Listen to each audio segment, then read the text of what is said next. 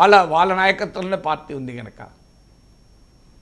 Right sir. ఇక Telangana assembly ఎన్నికల్లో జనసేన పార్టీతో భారతీయ జనతా పార్టీ పొత్తు పెట్టుకుంది, కానీ జనసేన ఒక్క స్థానంలో కూడా గెలవలేదు.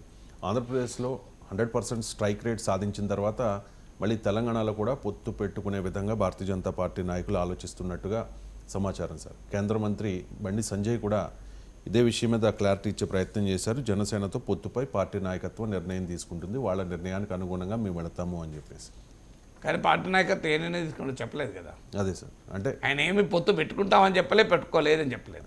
గతంలో ఒక సందర్భంలో అపోజ్ కూడా చేశారు కదా సార్. అంటే ఇప్పుడు పొత్తు పెట్టుకోలే కదా, పెట్టుకున్న తర్వాత కదా. ఇప్పుడు బండి సంజయ్ ఇంకేం చెప్తారు ఆయన అడిగితే, లేదు నేనే నిర్ణయం తీసుకుంటాను చెప్తారా? మీరు వాళ్ళ అభిప్రాయంలో ఏదైనా అంటే మీకు అర్థం కావాలి. నాకు అర్థమైంది సార్. భారతీయ జనతా పార్టీలో ఏ నిర్ణయమైనా అధిష్టానమే తీసుకుంటది. బండి సంజయ్ తీసుకోడు, కిషన్ రెడ్డి. ఒకవేళ బండి సంజయ్ సలహా అడిగితే బండి సంజయ్ సలహా అడిగితే ఆయన లోపల పార్టీ చెప్తాడు. మీకు నాకు చెప్తాడా? మీకు నాకు చెప్తారా, బహిరంగం చెప్తాడా? ఎందుకంటే తెలంగాణ అసెంబ్లీ ఎన్నికల్లో జనసేనతో పొత్తు పెట్టుకుని నష్టపోయామని భారతీయ జనతా పార్టీ లేరు. బండి సంజయ్ నిర్ణయం కాదు అది ఎప్పుడైనా. అది కూడా పార్టీ. ఇంకొకటి, మీరు ఇచ్చిన మొదటి క్వశ్చన్లోనే ఆంధ్రప్రదేశ్లో 100% స్ట్రైక్ రేట్ వచ్చాక పొత్తు పెట్టుకుంది. అసలు నాకు అర్థం కాదు. 2023 డిసెంబర్లో తెలంగాణ అసెంబ్లీ ఎన్నికల్లో బీజేపీ జనసేన కలిసి పోటీ చేయలేదా అండి? పోటీ చేసేది. అప్పుడు జనసేనకు 100% స్ట్రైక్ రేట్ ఉందా? అప్పుడు లేదు కదా. ఇప్పుడు 100% స్ట్రైక్ రేట్ వచ్చిన తర్వాత తెలంగాణ భారతీయ జనతా పార్టీలో ఏదైనా మార్పు వస్తుందా జనసేన విషయంలో అనేది నా క్వశ్చన్. అట్లా కాదండి, 100% స్ట్రైక్ రేట్ రాకముందే కదా జనసేనతో పెట్టుకున్నది. మీరు అడిగిన క్వశ్చన్ 100% స్ట్రైక్ రేట్ వచ్చినాక మార్పు వస్తుందా జనసేనతో పెట్టుకోవడానికి సుముఖ చూపుతారా అని మీ క్వశ్చన్ కదా. నేను అడుగుతున్న పాయింట్ ఏంటంటే 100% స్ట్రైక్ రేట్ రాకముందే కదా రాకముందే పొత్తు పెట్టుకున్నారు సార్. భారతీయ జనతా పార్టీ నాయకులు నష్టపోయాం జనసేనతో పొత్తు పెట్టుకోవడం వల్ల. జనసేనతో ఫండమెంటల్ పాయింట్ ఏంటంటే, మీకు జనసేనతో మీరు 100% స్ట్రైక్ రేట్ వచ్చినాక మారిండ్రు అనడం ఇట్స్ ఫ్యాక్చువల్ ఎర్రర్. నేను అది క్లారిటీ ఇస్తున్నాను, ఎందుకంటే లైవ్లో మనము ఫ్యాక్చువల్ ఎర్రర్స్ చెప్పకూడదు దయచేసి. సో వాళ్ళు 100% స్ట్రైక్ రేట్ వచ్చాకనే జనసేనతో పొత్తు వైపుగా బీజేపీ చూస్తోంది అనేది ఫ్యాక్చువల్లీ ఇన్కరెక్ట్. ఎందుకది అసెంబ్లీ ఎన్నికల సమయంలో, ఆంధ్రప్రదేశ్ అసెంబ్లీ ఎన్నికలకు ముందు జనసేన ఒక్క సీటు ఎన్ని సీట్లు గెలుస్తో తెలియని అప్పుడే పొత్తు పెట్టుకున్నారు తెలంగాణలో. సో అందువల్ల ఇవాళ ఆంధ్రప్రదేశ్లో 21 సీట్లు జనసేన గెలవకపోవడంతో తెలంగాణలో బీజేపీ జనసేన పొత్తుకు సంబంధమే లేదు. ఆ పాయింట్ నేను చెప్పేది. ఆ సంబంధమే లేదనడానికి ప్రూఫ్ ఉదాహరణకు అది. మీరు అన్నట్లు అసెంబ్లీ ఎన్నికల సమయంలో మీరు అన్నది నిజం, జనసేనతో పొత్తు పెట్టుకొని నష్టపోయామన్న భావన బీజేపీలో వ్యక్తమైంది. ఆ ప్రాతిపదికనే ఇప్పుడు పొత్తు పెట్టుకుంటారు. ఆంధ్రప్రదేశ్లో 21 సీట్లు వస్తే తెలంగాణలో పొత్తులు పెట్టుకోరు.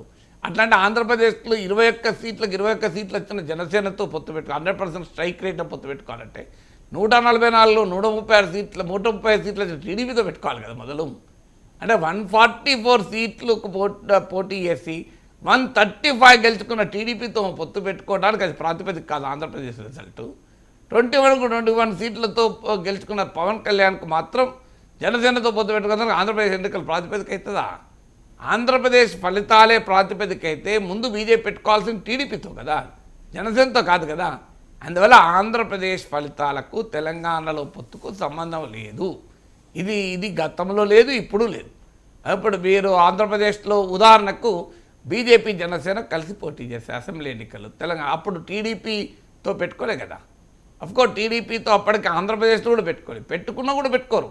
మీకు 2014 తర్వాత టీడీపీ బీజేపీ ఆంధ్రప్రదేశ్లో కలిసి ఉన్న సమయంలో కూడా తెలంగాణలో ముందు విడగొట్టుకున్నారు. ముందు ఆంధ్రప్రదేశ్ కన్నా చాలా ముందు విడగొట్టుకున్నారు తెలంగాణలో.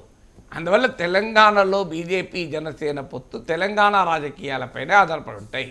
ఆంధ్రప్రదేశ్లో 100% స్ట్రైక్ రేట్తో 21 సీట్లు గెలవడంతో ఎలాంటి సంబంధం గతంలో లేదు, ఇప్పుడు ఉండదు. ఇప్పుడు ఇక అధిష్టానం నిర్ణయం తీసుకుంటారు. వేరే వాళ్ళు ఎవరు నిర్ణయం తీసుకుంటారు? బీజేపీలో బండి సంజయ్ నిర్ణయం తీసుకోడు, కిషన్ రెడ్డి నిర్ణయం తీసుకోడు. అందువల్ల ఇక్కడ పవన్ కళ్యాణ్ కొండగట్టుకు వచ్చిన సమయంలో ఈ చర్చ జరిగింది. ఆయన ఇప్పుడున్న ఎన్నికలు స్థానిక ఎన్నికలు ఎవరితో పొత్తు పెట్టుకుంటారో ఏవీ తెలియదు. మీరు చూస్తుండండి, ఎవరు ఏ పార్టీతో ఎక్కడ కలుస్తుందో తెలియని ఓ విచిత్ర పరిస్థితి ఉంటుంది స్థానిక ఎన్నికలకు వచ్చే వరకు.